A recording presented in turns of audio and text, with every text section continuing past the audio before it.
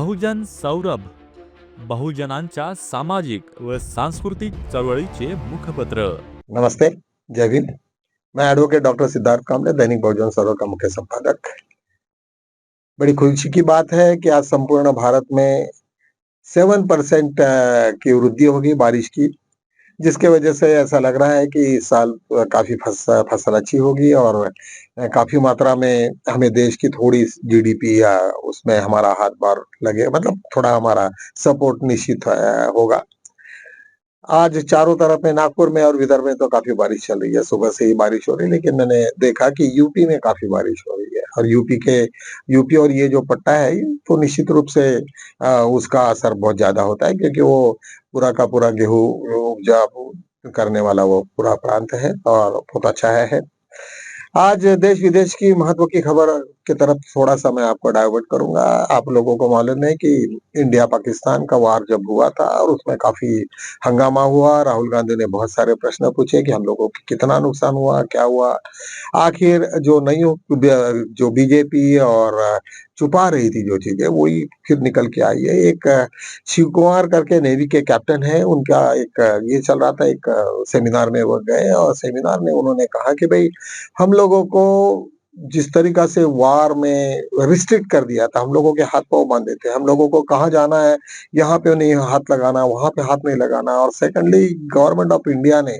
पाकिस्तान को इंटीमेट कर दिया है कि हम लोग यहाँ-यहाँ पे नहीं मरेंगे, यहाँ-यहाँ पे करेंगे और इसी का परिणाम वहाँ हमारे काफ़ी नुकसान हुआ। 5 हमारे फाइटर्स जेट और ये 2-3 सब मिलके ये सब नुकसान हुआ। इसके वजह से संपूर्ण पॉलिटिकली इसमें काफ़ी उछाल आ गई और सब लोगों ने कहा कि भई ये क्या तमाशा है? ये कौन-सा वार है? और उसके बाद में जिस तरीक़ा से डोनाल्ड ट्रम्प ने इस युद्ध विराम की भाषा की, उसके वजह से बहुत सारे लोग दुखी हो गए। सब लोगों ने सोचा कि ये देश में ये क्या तमाशा चल रहा है कि भई जब एक युद्ध चल रहा है पाकिस्तान के अगेंस्ट में और सडनली कोई सीज़ फायर कर रहा है। तो ये बहुत दुखदायक बात है, उसके ऊपर में तो सभी लोग अभी गवर्नमेंट को तो घेरने का चल रहा है और निश्चित रूप से घेरना भी चाहिए क्योंकि इसलिए कि ये कोई छोटी-मोटी ये पर्टिकुलर पार्टी की बात नहीं है, ये पूरे देश की बात है कि इतना बड़ा तुम्हारा नुकसान हो गया और जब तुमको रोकने भी आया मतलब कोई फाइटर को बोले कि भई तुमने यहाँ नहीं करना, उसके हाथ-पाँव बाँध के ये जो कोई बोले कि आज तुम कुश्ती के लिए मैदान में जा, तो कैसे करेगा वो? हाथ-पाँव बाँध के वो तो कुश्ती तो खेलेगा ही नहीं ना, वो तो हारना ही हारना है। तो ऐसे टाइप की सिचुएशन हमारे देश में आज ये कर ली है, उससे निश्चित रूप से बीजेपी को उसको भुगतना पड़ेगा। एक दूसरा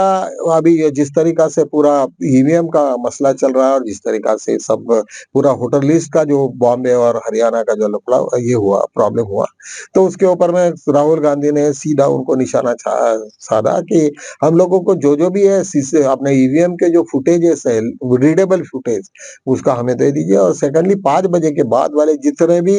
तुम्हारे यहाँ वोटिंग हुए, तो उसके हमारे सीसीटीवी फुटेज दे दीजिए। इसकी वजह से बहुत घबराए जिन लोगों ने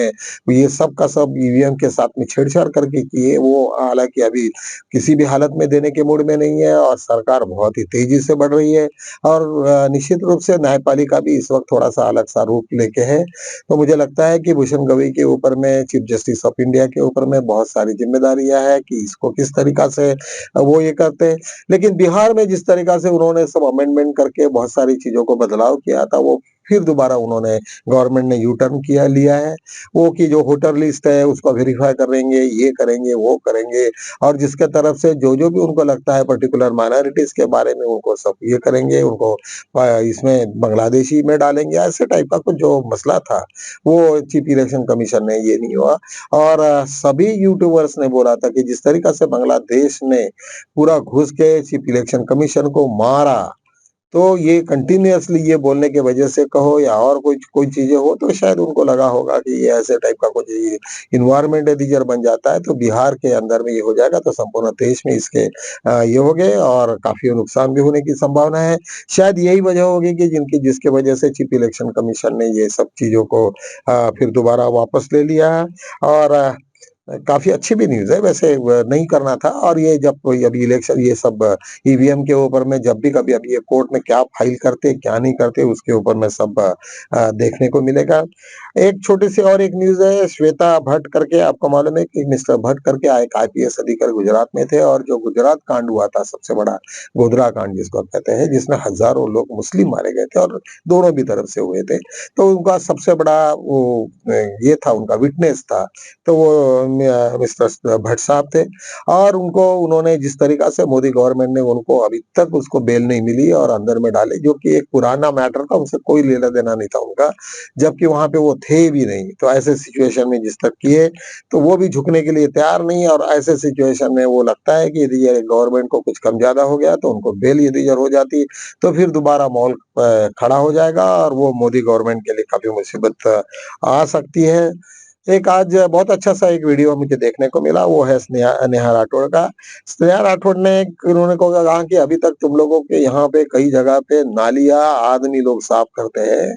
और ऐसे पूरे देश में तुम लोग अभी ऐप बना रहे हो और घर से बैठ के तुम अपना वोटिंग करोगे, तो ये सब तुम लोगों को धोखा देने वाली सिचुएशन है। किसी ने भी इस तरीक़ा से ऐप का कुछ काम नहीं करना चाहिए और हम लोगों ने सबको अभी ऊपर में सब लोगों ने सरकार के विरोध में या चीफ इलेक्शन कमीशन के विरोध में अपनी बात को रखना पड़ेगा। इस तरीक़ा से उसका काफ़ी काव्य रूप में वो काफ़ी करती है, लोक गायिका है, वो काफ़ी फेमस है, सभी को जानकारी है।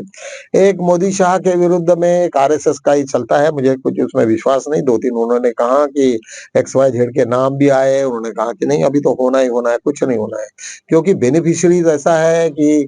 मोदी ने स्वीकार किया लेकिन खाने वाले जो है वो आरएसएस के लोग हैं। मतलब जो बेनिफिशियरीज़ है वो आरएसएस के लोग हैं, तो वो कैसे करेंगे? इतनी हिम्मत तो आरएसएस में नहीं कि वो डायरेक्टली कुछ कर सकते हैं और इतना सब मोदी शाह ही कर सकते हैं, जो भी उनमें ताकत है और इतना रिस्क भी वही ले सकते हैं। तो निश्चित रूप से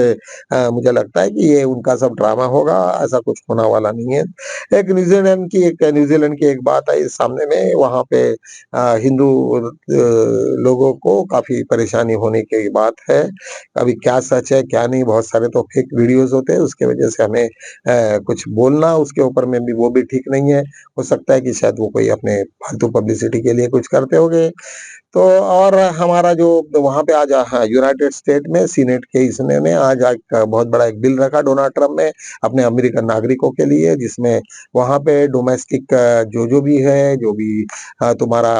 इम्पोर्ट, एक्सपोर्ट उसके ऊपर में भी उन्होंने ये किया और अपने एरिया को उसने ज़्यादा से ज़्यादा अच्छा कैसा बनाएगा, इस तरीक़ा से वो सब उन्होंने ये किया है। आज अपने इंडिया में दलाई लामा जी का आज 90वाँ बर्थडे है, जिसके लिए काफ़ी जगह से उनको शुभेच्छा मिली है। इसी तरीक़ा से हम लोगों ने आज का पूरा वीडियो हमने यहीं पे समाप्त करते हैं। कल मिलेंगे, तब तक के लिए जय भीम।